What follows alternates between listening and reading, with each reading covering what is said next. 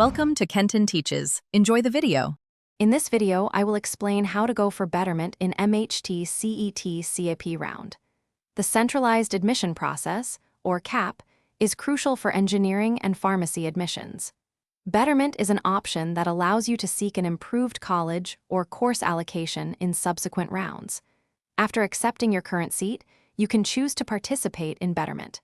This decision should be made thoughtfully, weighing your current offer against your desired preferences for future rounds. To be eligible for Betterment, you must first accept the seat allotted to you in the current CAP round. This involves paying the seat acceptance fee. Crucially, you then need to select the Not Freeze option, indicating your desire to participate in subsequent rounds for an improved allocation. In the next round, the system will consider you for higher preference options you listed.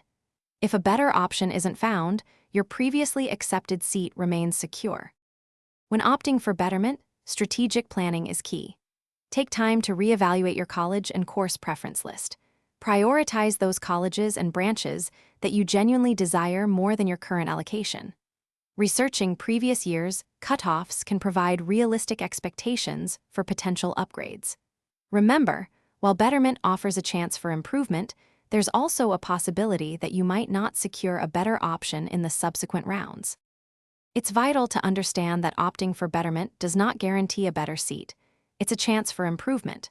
Your currently accepted seat remains safe unless you are allotted and accept a new, higher preference seat. Always monitor the CAP round schedule and deadlines very closely to avoid missing any crucial steps.